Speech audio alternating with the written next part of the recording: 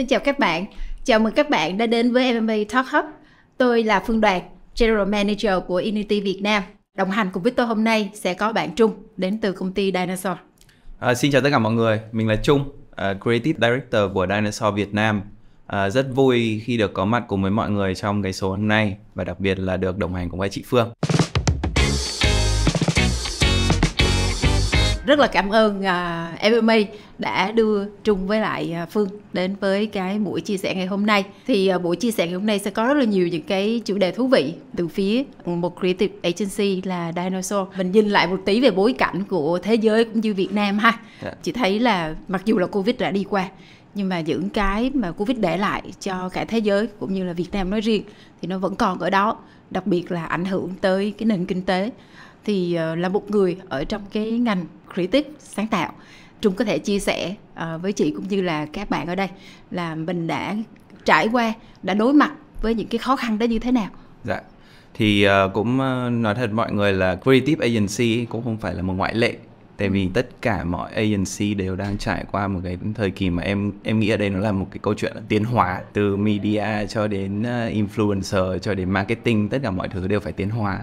Thì creative agency cũng có những trở ngại đặc biệt, mà trong những cái trở ngại này nó sẽ là những cái cơ hội để mà mình có thể tìm ra những cái phương thức mới để mình có thể giải quyết những cái bài toán của khách hàng. Thì một trong những cái khó đặc biệt là trong năm nay, một năm sau Covid thì nó mới bắt đầu nó ảnh hưởng đến nhu cầu về content. Ngày xưa khi mà em mới vô câu chuyện của creative agency Việt Nam ấy thì thường mình sẽ hay làm rất nhiều những cái hero content. Nhưng mà đến sau Covid và đặc biệt trong đợt Covid, khi mà tất cả các brand đều cố gắng để đưa ra content nhanh nhất có thể và tận dụng cái kênh digital thì gần đây là hero content nó không còn nhiều nữa. Đặc biệt cái nhu cầu đấy nó không còn nhiều nữa. Một cái content bự, TVC, Big Boom nó đã không còn nhiều, mà thực ra là khách hàng đang ship rất nhiều ngân sách qua để làm những cái dạng content và những cái format mới. Yêu cầu của khách hàng là gì? Là câu chuyện số lượng nhiều, rẻ hơn đấy, và chất lượng creative thì vẫn như vậy. Đấy. Thì đấy là một trong những cái em nghĩ là cũng là một cái thay đổi mà đến từ chính nhu cầu của khách hàng. Thế chúng có thể chia sẻ thêm với khán giả là một vài cái ví dụ mà công ty mình đã đáp ứng đối với cái thời cuộc đấy, với cái sự biến chuyển giữa hero content và bây giờ mình chuyển qua một cái mô hình content mới? Thực ra là để mà thích ứng ngay lập tức với cả cái câu chuyện thời cuộc này, nó không phải là 180 độ mà mình ship hết tất cả mọi thứ. Câu chuyện hero content nó vẫn còn đấy, nhưng đồng thời đến từ khách hàng khi mà họ có những cái nhu cầu mới. Đặc biệt trong năm nay là nhu cầu không chỉ là tôi build brand, nó sẽ có những cái nhu cầu đặc biệt là câu chuyện tôi phải ra sale. Hoặc là có những cái nhu cầu là tôi phải đi ngay lập tức expand ra một cái nhóm khách hàng mới ở trên một cái platform mới nào đấy. Thì cái này nó sẽ đến tùy với cả từng cái tệp nhu cầu của từng agency mà mình đang muốn nhắm đến và mình đang muốn hướng đến. Đặc biệt là cái khách hàng mà mình đang muốn nhắm đến là gì. Với Dinosaur ấy thì một trong những cái cách mà team Dinosaur thay đổi, em nghĩ một trong những cái cơ bản nhất đó là phải đi thử các cái platform mới. Thì Dinosaur đã trước giờ vẫn là những chú khủng long làm những cái content trên TVC cho brand, đúng không? Đôi lúc mình làm những cái content TVC đấy mà mình bỏ qua quên những cái platform mà nó rất là consumer centric. Thì Dinosaur đã chào sân trên TikTok trong những năm vừa qua. Là có tập lập ra một cái team mà có những cái bạn trẻ ở đây là creative mà không chỉ động não mà là còn động tay, động chân, thậm chí cử động trước màn hình được. Đấy là một cái dạng mà hơi kiểu em gọi là hands-on creative ấy. Nghĩa là khi các bạn nghĩ idea là các bạn sẽ nghĩ để mà sản xuất nó ra và thực sự động tay vào hiểu cái nền tảng. Đó, thì đấy là một trong những cái điểm mới và điểm đặc biệt mà trong năm vừa qua Dinosaur đã có trải qua. Đó cũng là một trong những cái mà chị nghĩ là tất cả các nhu cầu khách hàng hiện tại là bắt đầu là đang xê dịch của mình, cái ngân sách marketing của mình, ngân sách làm content của mình và adapt theo từng cái nature của từng cái platform.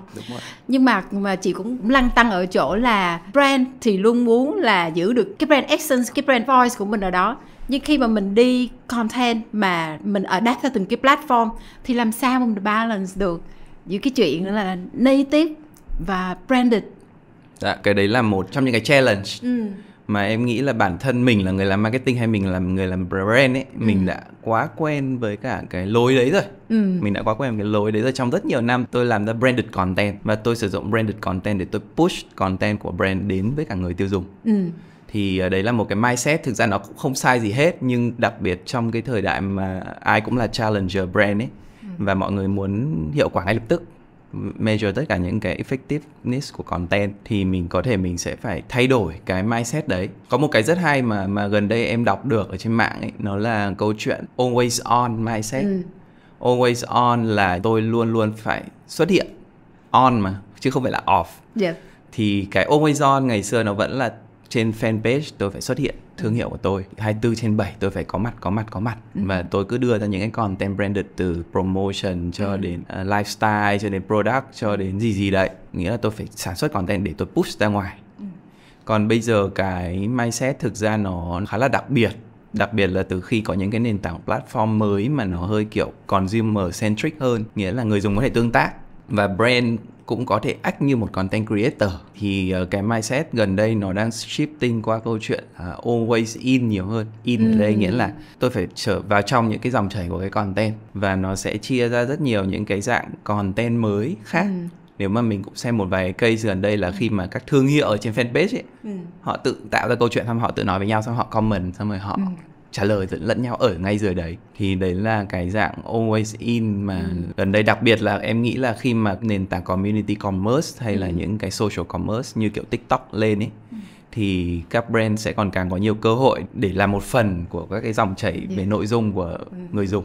Chị thích cái định nghĩa mới always in versus always on. Trước kia nó cũng là một trong những cái chủ đề mà chị nghĩ gần đây trong nhiều cái series của MMA cũng bàn về, đó là consumer journey.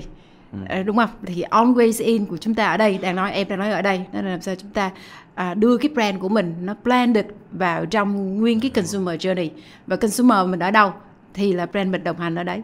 Giữa cái câu chuyện và chúng ta tạo một cái hero content, chúng ta có một ngân sách như vậy, và bây giờ chúng ta phải adapt với rất nhiều nội dung của từng cái platform, và chúng ta làm rất nhiều nội dung cho từng cái platform đó. Thì theo em, cái cost efficiency khi mà mình làm giữa hai cái model đó thì nó sẽ như thế nào? Cái việc mà đánh giá hiệu quả ấy, có nghĩa em biết là brand và marketer, ngày xưa mình nói strategy là phải sacrifice, là phải hy sinh, đúng không? Nhưng mà thực ra là brand và marketer sẽ có rất nhiều thứ, chẳng hạn 5 thứ cùng một lúc. Quan trọng là tôi biết tối ưu và tôi chọn cái nào để tôi đi là chính. Dĩ nhiên mình vẫn phải chạy từng đấy platform, nhưng cái hay ở đây là content optimization. Mình sẽ chọn cái nào để mình optimize để nó phục vụ được cái mục đích mà mình muốn. Em ví dụ một cái case cũng khá classic marketing thôi, một cái case rất là kinh điển về marketing. Không biết mọi người có biết không, nhưng mà cái case đấy là Will It Blend, là ở nước ngoài rất lâu rồi.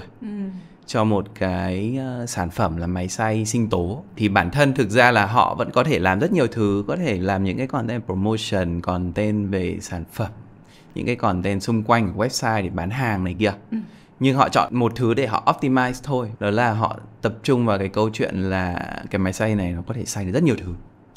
Thế là họ create ra một cái series content mà nó chỉ tập trung vào việc là hôm nay thì tôi xay kim cương, hôm sau thì tôi xay iPhone, hôm sau thì tôi xay đĩa của Justin Bieber. Có nghĩa là họ làm rất nhiều content, nhưng họ optimize đúng một cái content mà cái content đấy nó có thể tạo được một cái liên kết về thương hiệu với tâm trí người dùng ấy.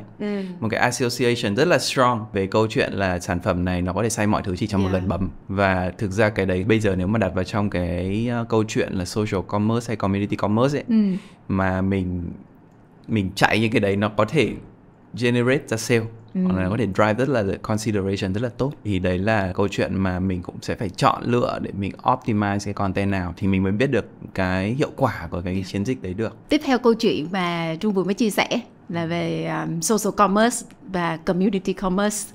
Thì nó cũng là một cái topic mà gần như đi đâu ai cũng nói về câu chuyện đó. Làm sao chúng ta có thể tận dụng được những cái ngân sách chạy cho marketing nhưng mà nó contribute vào business objective cho một cái doanh nghiệp. Thì theo Trung, Dinosaur đã có những cái strategy gì để mà giúp cho khách hàng có thể vừa achieve được cái KPI về marketing mà vừa achieve được cái KPI về business khi tận dụng social commerce hoặc là community commerce không? Dạ, có thể em sẽ không mention được về cái project mà em đang làm ha. Nhưng mà những cái bước đầu tiên ấy là mình sẽ cần hiểu platform. Và bây giờ mà cái consumer journey trên một cái platform, đặc biệt là câu chuyện của TikTok ấy, nó không phải là cái phễu nữa. Nó không phải là cái phễu như ngày xưa awareness rồi consideration rồi đi xuống xong lại mở ra. Bây giờ nó là một cái loop. Và các bạn design cái consumer journey đấy như là một cái vòng xoáy.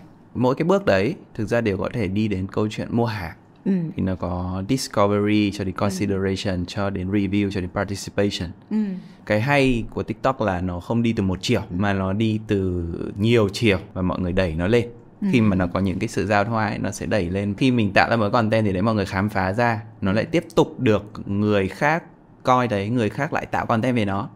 Người ta lại create ra một nhóm, lại reach đến một nhóm khác, và nhóm khác lại tiếp tục đẩy cái sự khám phá đấy lên. Thì đấy là mình sẽ cần phải đầu tiên bước 1 là mình cần phải hiểu cái consumer journey trên cái platform đấy.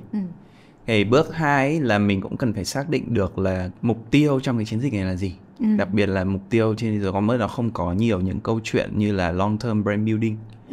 Nó sẽ khá là behavior change, là ngay lập tức mình sẽ cần phải biết được là trong short term tôi muốn gain được cái gì. Tôi muốn brand tôi phủ ở trên các kênh For You hay là Discovery hay gì đấy. Hay là tôi muốn thật nhiều người nói về word of mouth, review này kia.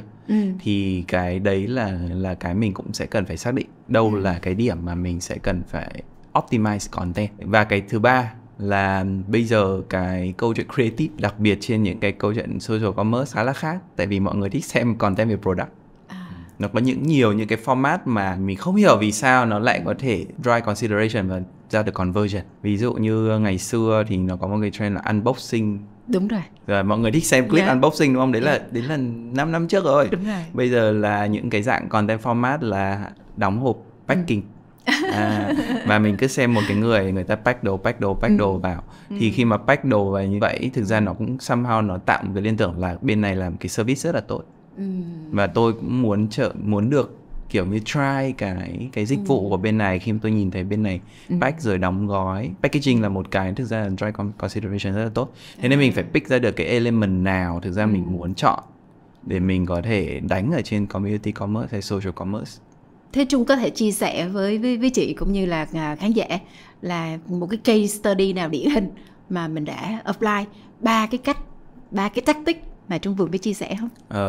Chẳng hạn những cái case study là cái cách mà các brand ở trên các cái social commerce hay community commerce họ đang làm như thế nào. Và mình cũng có thể rút ra một vài kinh nghiệm từ đấy. Thì có khá các brand khi mà đến approach Dinosaur cho những câu chuyện trên những nền tảng social commerce ấy, họ đưa ra những cái câu hỏi như thế này là tại sao kênh của em nhiều view như thế này mà mọi người đến nhưng mà mọi người không mua sản phẩm, mọi người chỉ muốn xem tiểu phẩm hài thôi.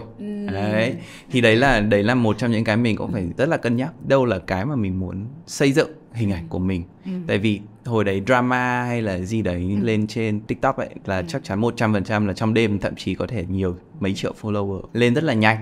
Nhưng cái đấy nó có thực sự khiến cho người tiêu dùng nhớ đến sản phẩm của mình hay là có một cái action gì đấy với sản phẩm mình, hay là họ chỉ lên đấy để họ xem tiểu phẩm hài thôi. Thì đấy là một trong những cái mình cũng sẽ phải cân nhắc kỹ khi mình đưa ra những cái chiến lược trên social commerce. Khi mà mình tư vấn cho khách hàng chọn TikTok, bởi vì trên các cái nội dung cũng như là cái platform của TikTok hiện tại đang rất là giúp cho brand có thể meet được cái objective về business của họ, cả là về tương tác với consumer cũng như là số sales. Vậy thì khi mình nói chuyện với các brand đi, mình có nên thuyết phục các brand vẫn tiếp tục làm câu chuyện về thương hiệu song song với social commerce, hay là chúng ta ship hết 100% qua social commerce bởi vì consumer của chúng ta đang đòi hỏi brand của chúng ta trở thành như thế? Câu hỏi rất là hay. Thực ra là đến bây giờ em nghĩ là cũng chưa thể biết đâu là đúng đâu là sai được. Cái này nó tùy vào cái tình hình và thực ra nó đến từ cái resource của bên khách hàng. Nếu mà những khách hàng mà thực sự cái mà quyết định sự sống còn của họ là câu chuyện sale ấy, thì đấy chắc chắn là mình sẽ nên treat nó như một cái short term campaign để nó pick sale ngay lập tức short term. Còn em vẫn nghĩ, trước giờ mình làm thì mình vẫn nghĩ, và Dinosaur thì vẫn nghĩ brand. Để build được một cái brand nó take rất nhiều time, và brand equity nó vẫn có tác dụng rất là lớn. Và nó sẽ là một cái kiểu USP hoặc là một cái điểm khác biệt hoàn toàn so với những đối thủ khác, và nó tạo được một cái sự cạnh tranh lâu dài. Thì nếu mà tốt vẫn là câu chuyện balance được giữa brand và lên trên social commerce thì mình vẫn phải duy trì được cái brand tone and mood, tone of voice và cái brand purpose hay whatever, những cái brand idea mà mình đang có. Khi mà chúng ta làm việc về social commerce, chúng ta convert được rất nhiều doanh thu trong một cái chiến dịch ngắn hạn, đạt được cái objective về business. Nhưng mà việc mà chúng ta làm sao cho những cái khách hàng mà đã là consumer của brand cho cái chiến dịch đó rồi, để biến họ trở thành KOC, để cho họ advocate ngược lại cho cái brand, thì bên Trung có suy nghĩ là cái cách đó sẽ là cái cách giúp cho brand build được một cái trust lâu dài hơn với consumer của mình và tạo được cái connection với consumer của mình tốt hơn nữa không? Em nghĩ đấy là một trong những cái mà sure. Và ngày xưa ấy, khi mà mình nghĩ đến câu chuyện advocacy hay là build community, mình nghĩ nó take rất nhiều time. Nhưng mà cái thời đại bây giờ và thời đại Gen Z ấy, mà thực ra là những cái platform mới, ai cũng là một creator hết. Và cái việc mà create một cái content nó rất là dễ, và để join vào một cái gì đấy rất là dễ. Nhưng mà cái quan trọng nhất là cái reward là cái gì, có nghĩa là cái phần thưởng cuối cùng tại sao họ lại phải join. Thực ra cái đấy nó là câu chuyện của UGC content đấy. Và làm thế nào mình generate ra được những cái content cho brand mà nó đến từ user tự tạo ra. Thì rewarding ngày xưa mình làm kiểu Facebook post thì là mini game mình tặng quà, đúng không? Wish là prize hunter. Đúng. Bây giờ thực ra cái câu chuyện reward ấy nó không chỉ là vật phẩm nữa.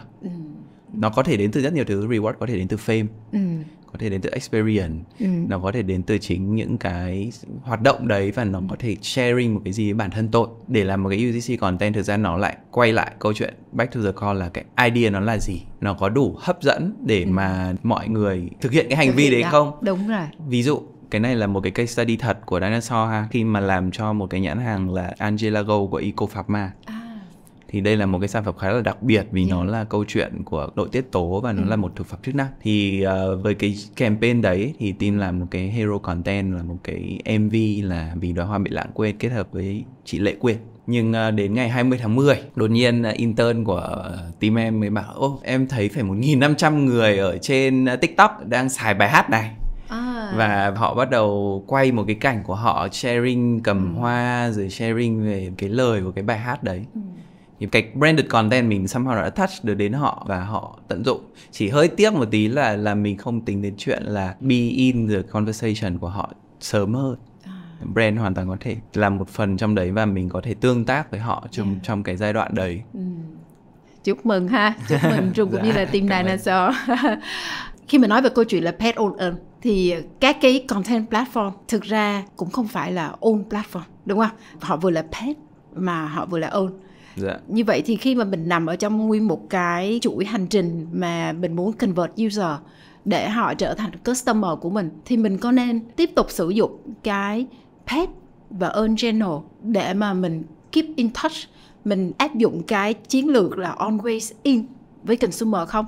Hay là brand nên invest cho mình một cái community hub riêng của brand để mình có thể own thực sự cái community là khách hàng của mình?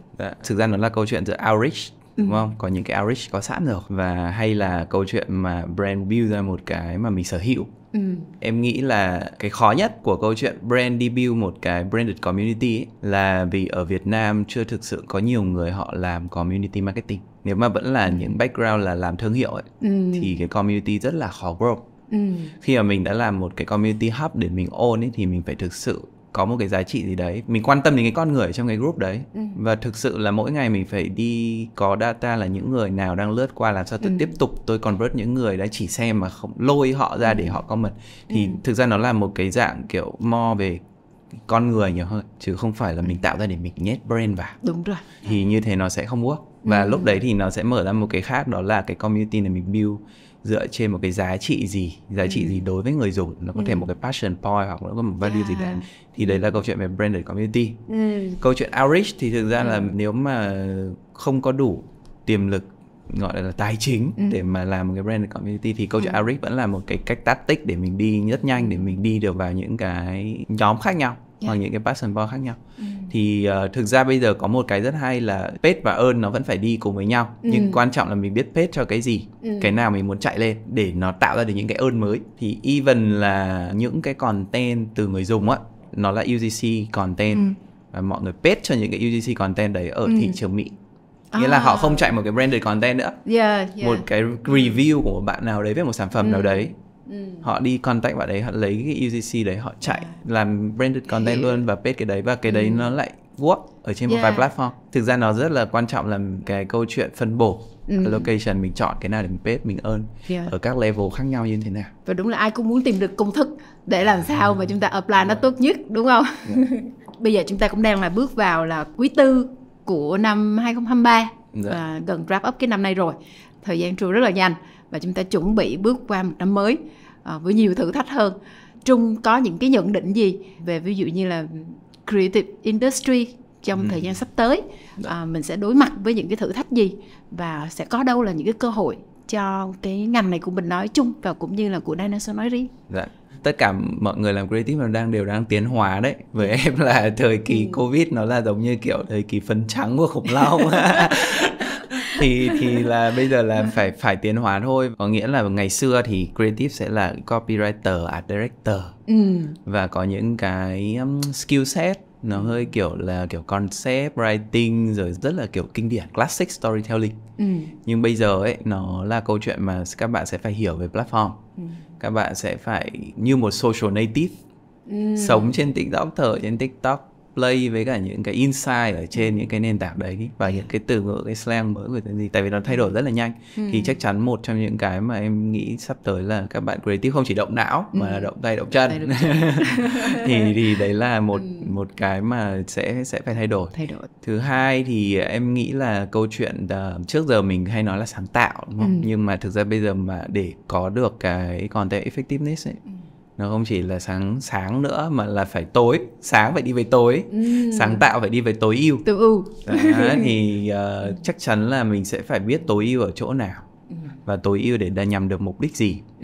Tại vì có những cái content mình thực sự là mình không biết chắc chắn 100% là nó sẽ work. Thì có thể hoàn toàn nó sẽ phải chạy các format và mình sau đấy mình phải listening và mình phải tối ưu. Và mình phải chẳng hạn thậm chí một cái comment của người dùng thôi, nó cũng có thể làm trong đấy nó có cái cơ hội để mà ngay lập tức tạo độ phủ cho brand, hoặc là tạo nhận diện cho brand, hoặc tạo những cái tương tác mới cho brand. Em nghĩ trong tương lai nó sẽ thay đổi rất nhiều. Thực ra bây giờ vẫn đang có những cái tranh luận là giữa brand first rồi one proposition, hay là mình có cần phải đi theo những kiểu khác cho những cái công ty nhỏ hơn không. Thì em cũng nghĩ là nó sẽ vẫn phải có câu chuyện của brand, nhưng mà nó sẽ không hoàn toàn là brand first nữa. Và cái cách mình làm hay cách mình triển khai chiến dịch ấy, nó phải rất là hiểu consumer behavior trên các platform. Cảm ơn Trung đã tham gia cái buổi chia sẻ ngày hôm nay.